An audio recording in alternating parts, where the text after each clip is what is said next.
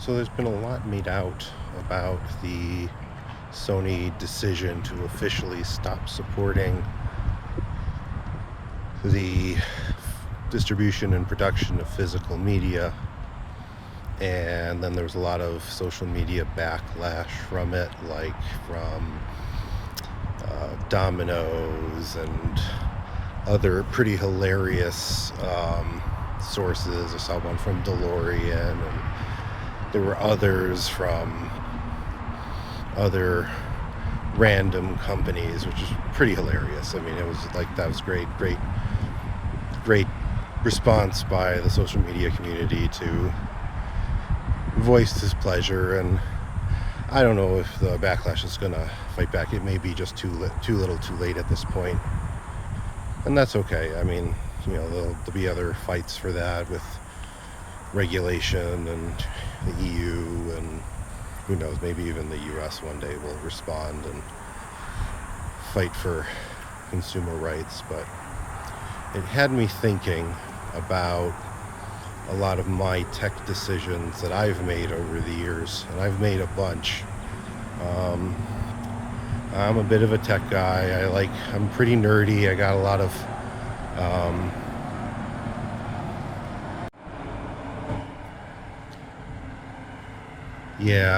I have a lot of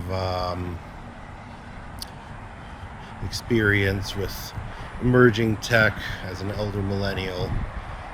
Been going and doing things like building my own PCs and putting in new CPUs and new video cards and changing out motherboards, and then going for the newest, greatest, latest phone. I remember getting black and white Nokia 1100, and then upgrading from that to going to some sort of other brick phone with a slide-out keyboard, and eventually I got a Motorola phone with a full keyboard similar to a BlackBerry, but very much not a BlackBerry, before moving on to things like Android phones and Windows phones and the like.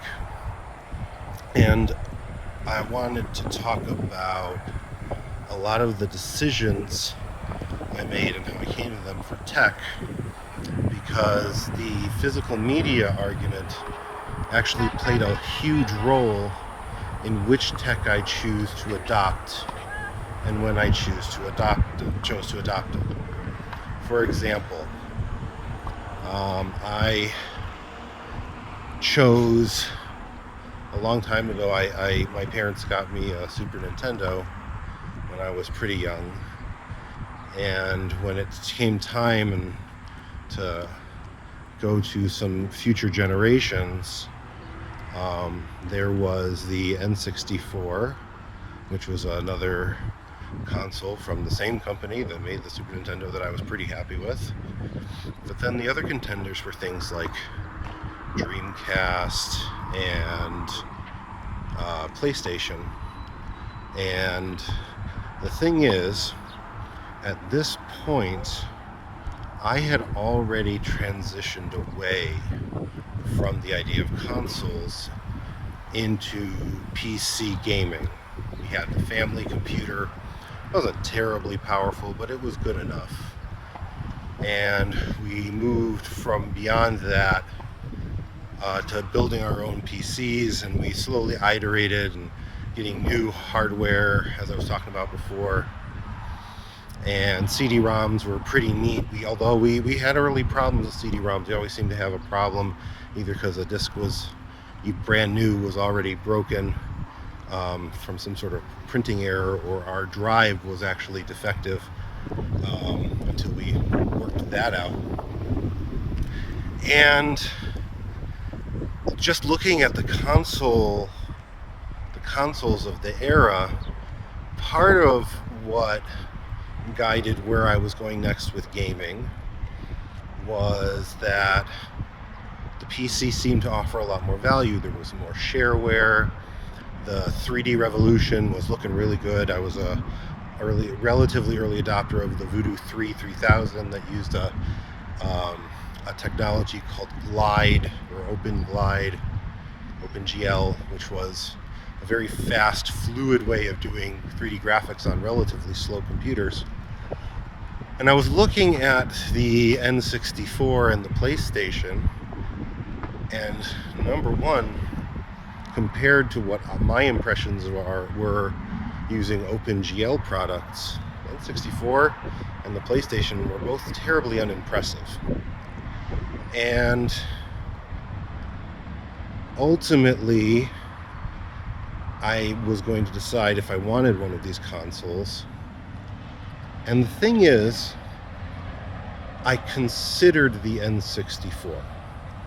Ultimately didn't end up getting it until way later. It was end of life, got it as a used console well into the next generation. I did not get into that generation of console gaming at all, but I at least considered the N64.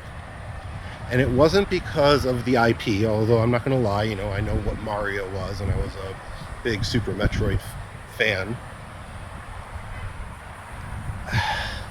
I considered the N64 because it used cartridges. And I knew from my time with PCs and my time with game consoles as far back as an Atari 2600 that loading times were just terrible on CD-ROM stuff, especially when drives topped out back then around 8x. Eventually they got to 16 and 32, but that was a bit later. The idea of a PlayStation with no hard drive, yeah, it had memory cards, but there was no hard drive, and you're going to go put a game on and effectively have to install the game every single time you loaded it, because you had to load all that stuff from the CD into memory of the PlayStation for it to function. Well, that just didn't make any sense to me. Who would be that ridiculous?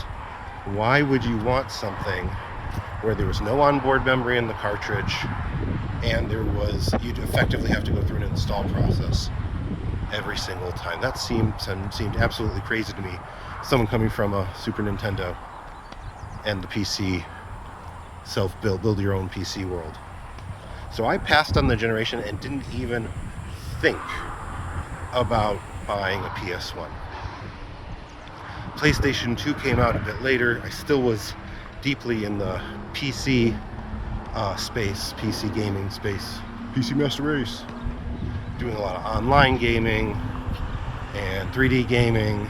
I was still unimpressed with the graphics of the PS2, although they came a long way from the PS1, way better. But still had the same sort of issue. You had memory cards, but there was no internal hard drive. Which means every single time you stuck a disc into the PS2, you're going to have to install it. No hard drive. And I ain't got time for that.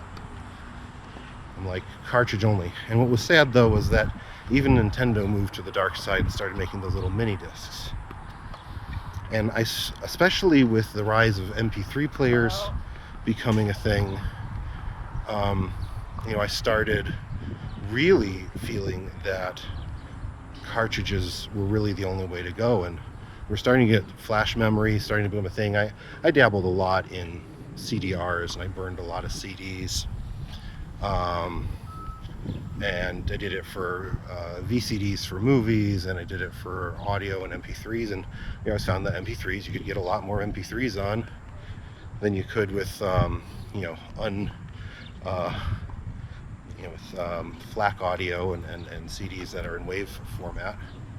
So we were big early adopters of like flash memory using MP3s, and even with hard drive systems.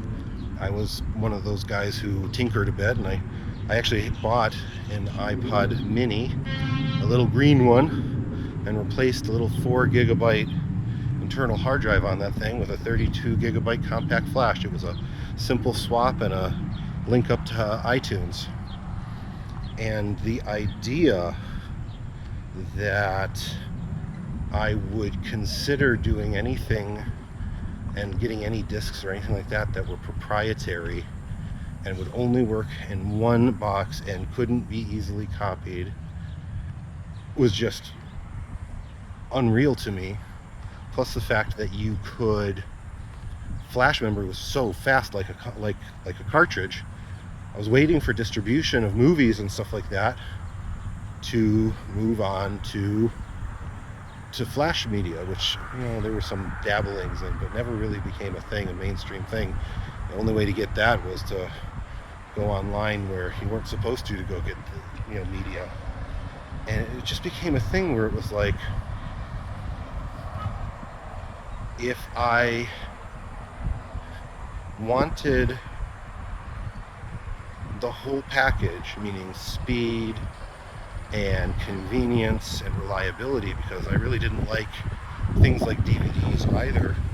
DVDs, I felt the quality relative to what you needed to get it to work right at the time, quality was so low and so unreliable. The skipping, the inability to handle even the most minute scratches or dirt, the bad pressing that stores just didn't want to accept could actually be a thing, where it ruined your experience, where even a VHS, if you played it badly, at least it would usually still play unless the tape actually broke.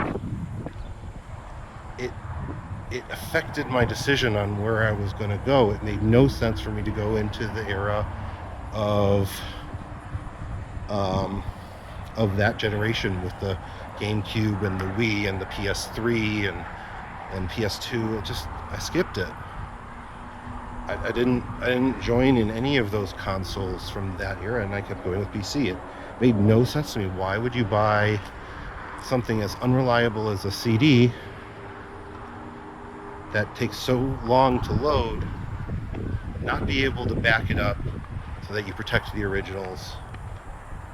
And just the PC way made sense, at least you could back up the original. There's usually less copy protections to back things up and load things off the hard drive, even if I had to stick the disc in there. So it affected a lot of my choices, and as time went on and we got things like Netflix delivering DVDs to your home and games to your home, well, I actually didn't really do games, but they did videos at home. Sure, that was fine. And then they started doing the streaming, and the big draw of the streaming was that you had a legal way of using your broadband internet to stream a lot of videos that you wanted to view, which I thought was just fantastic. And I really enjoyed that, just like a lot of other people did, although it was a bit slow in the uptake.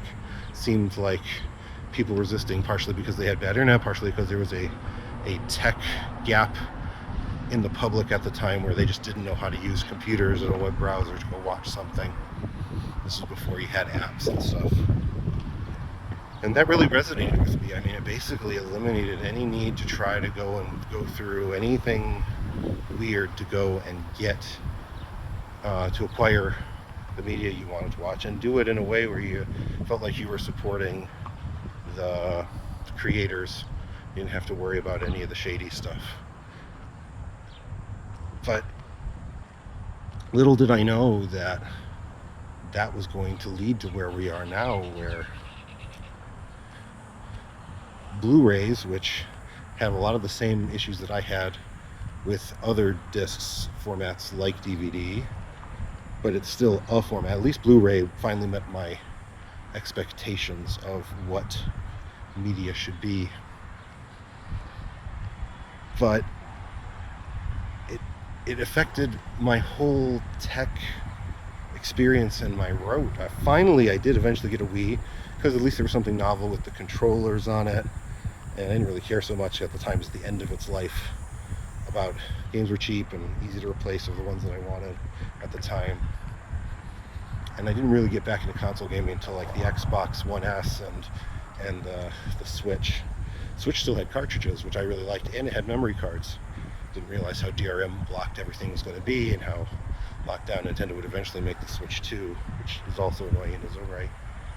But just the idea that we got to a point, partially led by people like me, where you ultimately can't own anything. You're only getting licenses to codes. It's rough. And the thing about it also is having to deal with proprietary stuff. So we're dealing with two issues here, two related issues. You have the one issue of where you're dealing with the fact that you're not going to be able to own any of your media anymore. The companies that are providing these softwares and these movies and stuff have full control over the ability to access them because you don't have a physical media to use on your own. And the other issue is proprietarity, where you have things that I've been pushing back on, which again, it has affected the direction of where I've gone with tech, in that I never got into iPhones.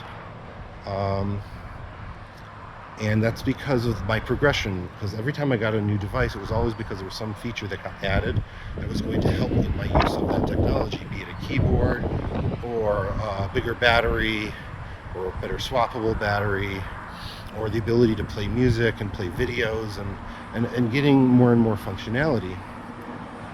I had an iPod, I mentioned the iPod mini, I had another iPod too, but that darn proprietary connector was really annoying, the big wide one that a lot of people probably don't even remember, but it was like not a great connector, and it was proprietary, which means nothing else used it. And the fact that iTunes needed to be in the middle to put any music on there, I couldn't just easily just drag and drop files and dump it onto the iPod. So I avoided that whole iPod thing after. I didn't even use the iPod mini all that much, the one that I upgraded. I ended up selling it a couple of years ago, more than a couple. When I had MP3 players, it was always stuff that you could just read raw files, because it just made sense to me that you should be able to organize it how you want and not have to use any proprietary software. If I want to stick it into a Linux box, I can. If I want to stick it into a Windows box, I can. I can just move files around. And MP3 is assuming you rip your own music, it's an uncopyrighted, or on DRM rather, format. Or you could use a higher bitrate format if you wanted to, if the device supported it. And most of the third-party stuff did support it. So I really enjoyed that, but I stayed away from Apple stuff. And the iPhone came out, and it was immediately inferior to every other device on the market. And I'm not talking about Android. Android wasn't a thing yet. The fact that they didn't have expandable memory in an era when the idea of getting even a gigabyte of storage on a device was very uncommon, was already immediately turned off. And then it was already at that point when the iPhone was released, they were starting to standardize, phone companies were on charging devices using some form of USB, which they weren't great connectors. Neither mini USB nor micro USB were great durable connectors, but they were standard. You could go to any store and get one up cheap, and it worked on any one of your devices. But of course, Apple was using their proprietary wide connector. So you have a bad connector, you have no external storage, and another thing was that the battery even then was not swappable. Every device I had, because batteries are consumable, degrading naturally pieces of kit, I couldn't expand the battery size. That's one of the first things I did for any piece of tech that I had up until that point. So even more, I was pretty much just staying away from the Apple ecosystem. When Android eventually came out and Windows Phone came out and Palm OS, Web OS came out, I at least considered any of those, because most of the devices had at least some or all of those very fundamental basic features. Not even talking about the internal software stuff like cut, copy, paste, which iPhones didn't get until later software revisions. But again, why would I go and pick that? You got proprietary everything, works best on a Mac, which I didn't have at the time, because again, more proprietary stuff, less software available. Windows was far more open for what was available. So I never got into the iPhone stuff, and Android phones, for the most part, for years, kept having the features that I expected as standard, and iPhones didn't. And even while I was in BlackBerry land for a long time, which I actually liked my BlackBerry Curve way back when, it had expandable storage, it had expandable battery, it had a headphone jack. I didn't have to think about any of that stuff. Yeah, the software stuff wasn't as robust, and it never would be. But when it wasn't, I eventually switched over to Windows Phone, which usually most of the devices had everything other than the battery swap or the memory expansion, one or the other.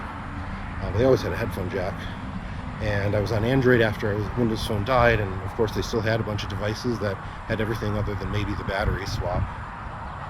But iPhone still just kept restricting it, and until the main players like Samsung and even LG, which was my Android vendor of choice, switched over, I just really didn't want to get into that locked-in iPhone, Apple walled garden, despite the fact that the apps were supposedly better and it was being supported more and there were more apps available to it. It just didn't make any sense to me. It still doesn't make sense to me.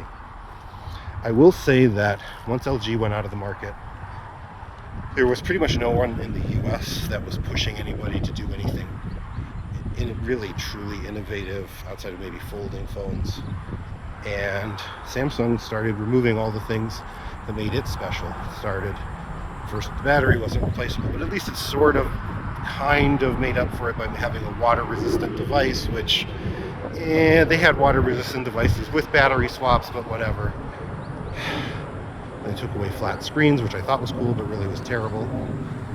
And then they started removing things like really neat, cool features that they'd added, like iris biometrics and MST for payments, for magnetic adaptation, and started removing things like the rear-mounted fingerprint sensor, and then actually took away the headphone jack and micro SD expansion for all the devices that were interesting to me. So at this point, there's really no barrier to entry to go from Android ecosystem to the Apple ecosystem, like, at all, because all the things that made Android special, or just normal, I don't even call it special, just like basic computer stuff, got removed. And now there's really no different other than how you like the OS itself, going from iPhone to Android and back again for most of the really interesting products. There's a couple of companies that still keep it on. Sony, I applaud Sony there. Mr. Sony removing physical media, I applaud them for their Xperia line, keeping the headphone jack, keeping expandable memory, innovating a little bit with the things that actually matter to a communication device. But yeah, the whole tech ecosystem that I have had ultimately came down to the fact that I'm a Windows guy because I wanted freedom and I wanted choice, I wanted openness, and I wanted the most options possible. I was a non-console gamer for the most part because I wanted whatever keyboard and mouse and joystick I wanted to plug in, and I wanted to be able to back my games up and not take forever to load files, especially after SSDs became ubiquitous. I never went for long periods of time for iPods because of the way that they use proprietary chargers, and I stopped using, and I never really used iPhones except for a very short stint when I was just experimenting a little bit. Never used them because the proprietary connector, and they kept removing features, especially after the 6S. So yeah, that's sort of my tech experience and kind of reflection on where I am now. Still rocking Android, although the Android phone I have now, OnePlus 13, great battery life, wonderful fast charging, but it's really just kind of a band-aid for not having expandable battery and replaceable user swappable battery in the first place. Can't repair the screen like I could with my old LG V20. It's powerful and it seems to be working okay. It's a really hot day, muggy now. It seems to be able to handle the heat okay, which is a nice improvement. But that's where I am with there, and I just started dabbling in Apple silicon-based Macs just specifically for video editing, and maybe is experimenting for using as a daily driver just to do something different. I actually have one of my kids on a small mini PC running Linux, and they're generally more or less fine with it. Just kind of says something. One kid's on an old Windows 10 box that hasn't been upgraded yet, and I don't know if it will be because of the fact it's a laptop. So yeah, that's why I don't have a whole lot to say about the whole Sony removing physical media and the fact that a lot of Hollywood studios aren't going to release a lot of stuff on DVD. it's not the worst and the thing in the world that we're dealing with. I mean, there's so many things going on, but it's just one more thing that really help if we had some regulations and stuff, consumer protections. We just don't really seem to have. So that's all. Hope you enjoyed the rant and looking at the wonderful hot weather. So peace.